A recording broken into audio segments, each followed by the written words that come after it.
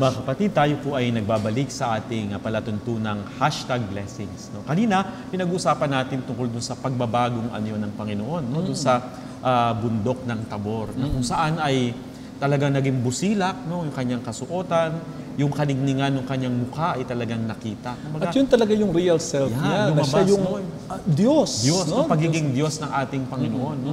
At ito rin yung kaninang iniwanan nating katanungan, no? Sa mga kabataan na paano ba natin makikilala yung tunay nating sarili?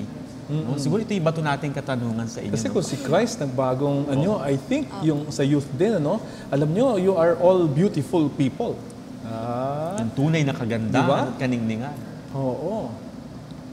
Pero sige, ano nag-hold, no, sa kasi ano ko kanina, naging worried ako sa how easy or hard it is na sila ay ma-recruit sa simbahan.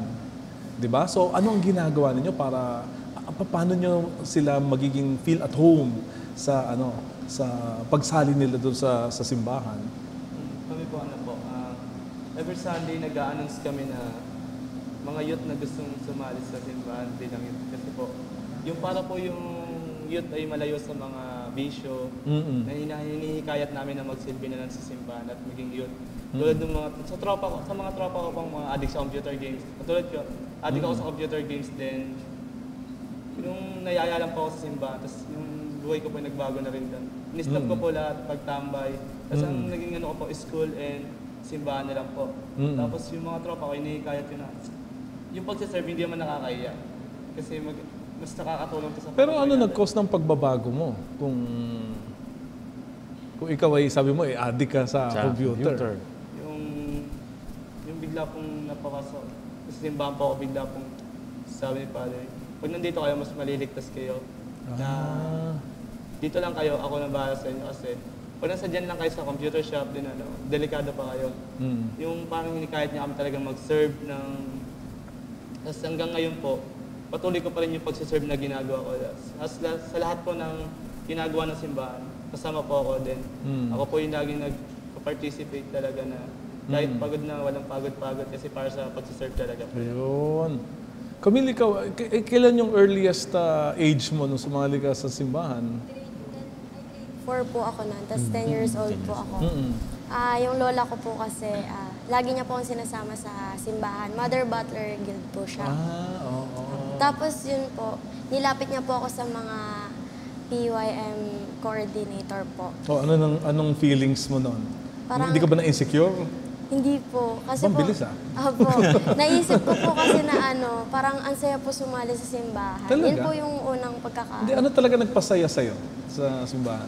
Yung yung makikilala ko na po si Lord, as in, siya na po talaga. Kasi po, yung pagkakakilala ko po sa Kanya is, siya yung makapangyarihan, siya yung Ama. Pero hindi ko pa po siya na-feel kasi hindi pa ako nakakasali sa kung ano pong meron sa simbahan.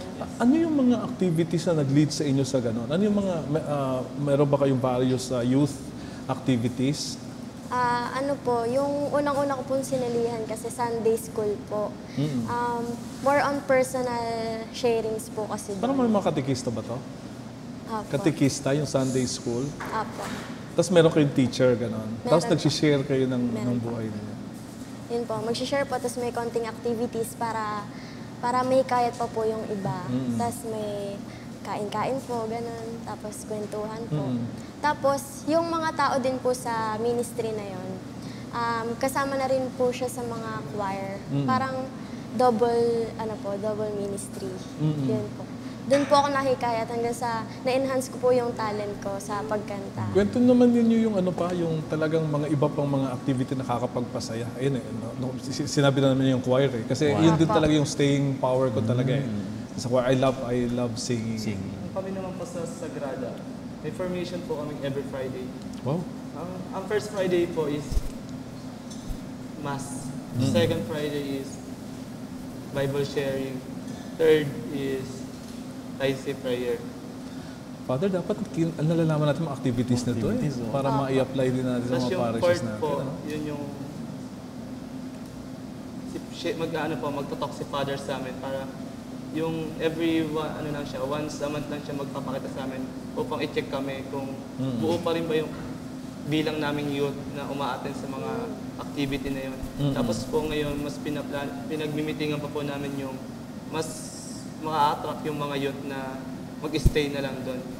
Every Friday po namin, bibigyan namin ng iba pang activity, iba pa Pero nakikita nyo ba, Father kasi ang parang masaya naman daw pagpasok na sa loob eh. Pero yung pinaka-difficult yung simulang-simula. Walang so paano natin yan? Anong gimmick ninyo? Yun po, Father, yun sa simbahan namin. Meron pong youth night. Ano po yun? Para siyang isang event na may worship po. Tapos merong talk. May magto-talk po. Nag-i-invite po kasi sila. Tapos po, para po yun sa mga kabataan. 13 and above po. Yun po, syempre, dahil kakain na po tayo ng sistema ng mundo. Yun nga po. Ang sinasabi po doon, go against the flow. Yun po. Tapos po, syempre may kantahan, may sayawan. Doon po nahihikayat yung mga kabataan na mas sumama pa. Tapos mas masarap maging kaibigan yung mga taong simbahan kaysa sa mga taong... Siguro yung last ko na lang, paano nung mga kabataan, paano kaya talaga sila mapapalapit kaagad kay Jesus, no? Pero pag-usapan natin yan pagkatapos ng paalaala nito sa #blessings.